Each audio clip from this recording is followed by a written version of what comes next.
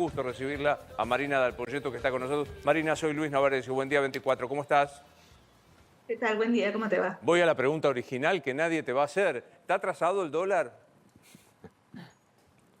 Me parece que esa palabra no se puede usar, ¿no? Yo lo que diría es, Argentina pasó de ser el país más barato de la región a ser uno de los países más caros. En un contexto donde después de la devaluación inicial, vos tuviste un tipo de cambio que se movió al 2% por mes y a partir de febrero se mueve al 1% por mes, con una inflación que acumuló el año pasado 118%, más poner la mitad de la de diciembre, 12 puntos adicionales. Entonces lo que digo es, los precios relativos se intentaron corregir, los precios de las tarifas de servicios públicos subieron por encima de la inflación y subieron en dólares, los precios de los bienes subieron por debajo de la inflación, pero como el dólar, quedándose quieto, se encarecieron en dólares, y los precios de los ingresos, salvo la UH, que se duplica en términos reales, el resto de los ingresos viene subiendo por debajo de la inflación. En dólares financieros tenés una mejora en el salario en dólares, pero en términos de capacidad de compra no. Entonces lo que digo es, tenés un problema de costos en Argentina, no hay un salto en la productividad que te equipare esta dinámica de los costos.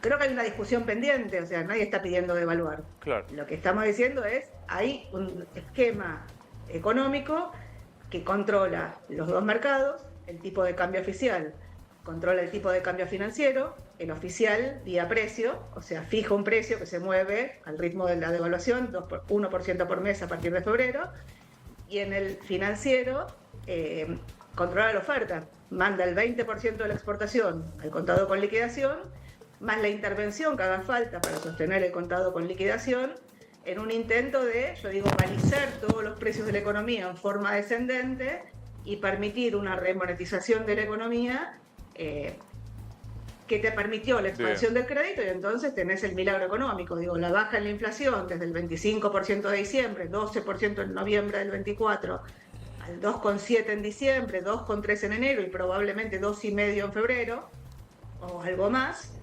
y tenés un rebote del nivel de actividades de los mínimos que tocaste en abril, estás volviendo a los niveles de noviembre del 2024, todavía estás abajo de los máximos, y si la economía este año creciera 5% en promedio, estaría yendo a un nivel alrededor de 2% por encima de los máximos que tuviste, yo digo, en 2017, en 2015 y en 2012. O sea, hace 12 años que la economía está estancada. Ahora, tu ancla es cambiaria. Entonces, la remonetización de la economía está basada en esa ancla cambiaria.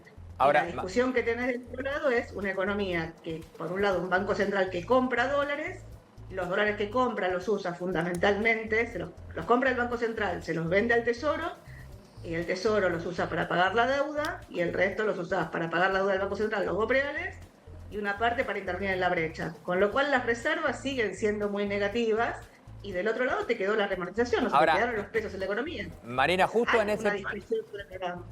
Rubén Rabanal, ¿cómo te va? Sí, buen día. Justo en ese punto, para el saber popular, que mira cómo irse a Chile o a Uruguay a comprar zapatillas sale de la tercera parte que en Argentina, y ese es, lamentablemente, en piel, es un indicador que lo vimos muchas veces en la historia argentina.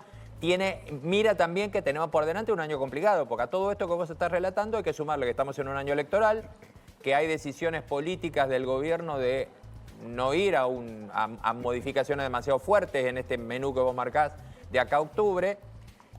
¿Algo puede ayudar si se cierra el acuerdo con el fondo y de alguna manera se refuerza la idea de que el cepo se puede abrir más temprano que tarde? Lo que te diría es, el esquema dejó de acumular dólares por la cuenta corriente en mayo, fundamentalmente porque mandaste el 20% de la exportación al contado con liquidación. Junio, julio, agosto, septiembre no compraste dólares y el mercado se puso nervioso.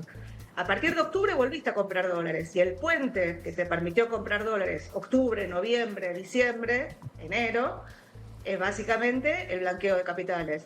Te aumentaron los depósitos en el sistema financiero, parte de esos depósitos fueron a la suscripción de ONs del sector privado, 8.000 millones de dólares, al aumento del crédito en dólares del sector privado, 6.000 millones de dólares, casi 14.000 millones de dólares entre ON y crédito del sector privado.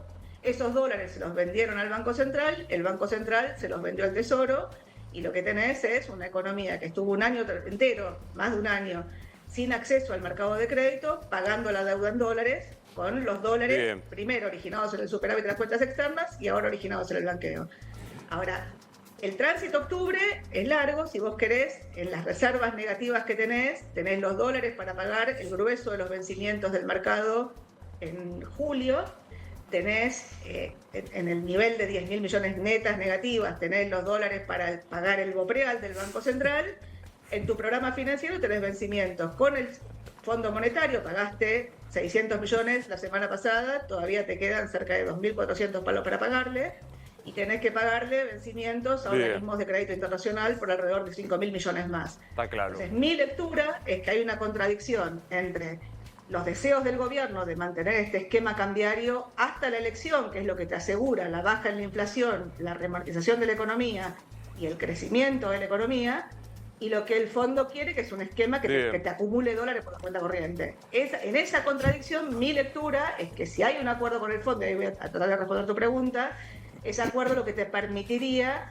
es refinanciar los vencimientos que tiene la Argentina con los organismos, Fondo, BID, Banco Mundial, y eso descomprimirte el programa financiero que te permita llegar más tranquilo a octubre con este esquema macroeconómico. Ahora, la pregunta del millón es si esos dólares aparecen, bueno, volvés a inyectar dólares en la economía y todo respira. Si esos dólares no aparecen, bueno, la presión que estás viendo la estás viendo sobre la brecha cambiaria, que no la ves reflejada en el nivel de la brecha, sí la ves reflejada en la cantidad de dólares que está vendiendo el Banco Central para sostener la brecha rajatabla.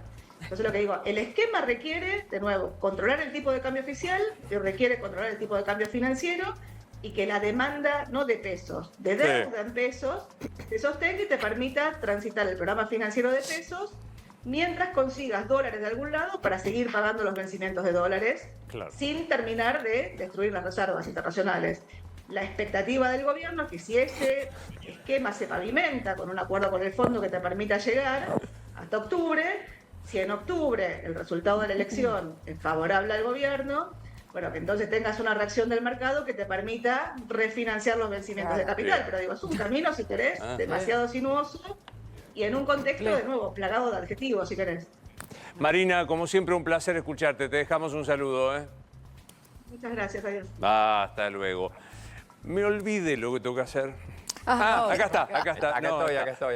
Porque hizo placas, trajo tarea para el hogar. Siempre trabajamos todos. Muy bien, ahí está. Que, digamos, porque recién Marina del Poyeto hacía un amplísimo análisis de lo interno y también de lo externo, que es hay o no hay acuerdo. A ver, ¿no? llegamos a este punto y resumamos en esto. Acuerdo con el fondo. ¿Hace falta? Sí hace falta. ¿Qué es lo que dijo Caputo esta semana? Primer cuatrimestre cierra el acuerdo. ¿Qué acuerdo tendremos ahora? Un acuerdo más corto que el que se aprobó antes. Un acuerdo a 2 años, porque si no tenés que empezar a estirar.